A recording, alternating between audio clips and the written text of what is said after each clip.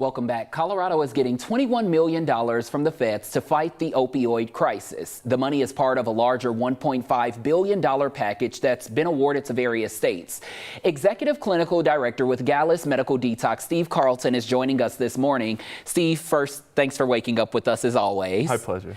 Now, when we talk about this federal package, it's funneling millions of dollars for treatment. Why is the treatment part of it so important? It's critical because we know that connection to recovery and recovery resources are the most important thing in predicting success in overcoming a substance use disorder.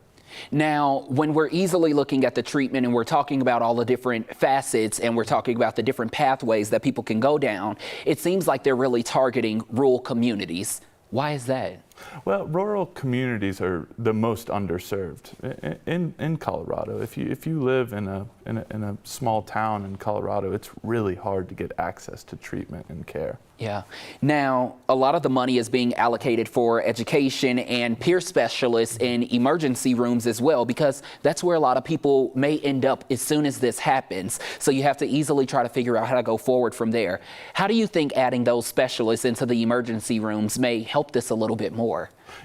Because emergency rooms, if someone's overdosed on the street and a police officer or some other emergency service has given someone Narcan, the emergency room is where they show up after that. And so having people embedded in emergency rooms is going to be really important in getting them connected to help.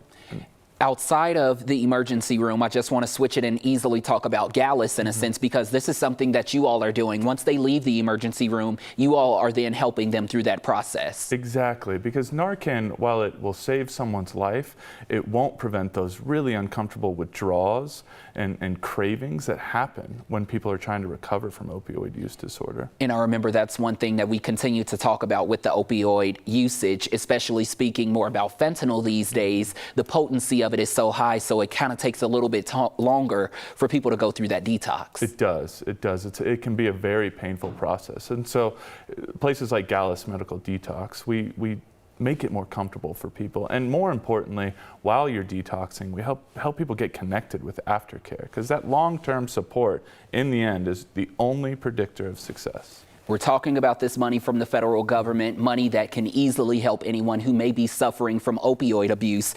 If any of those people or any of those family members are listening right now, what are some resources available for them?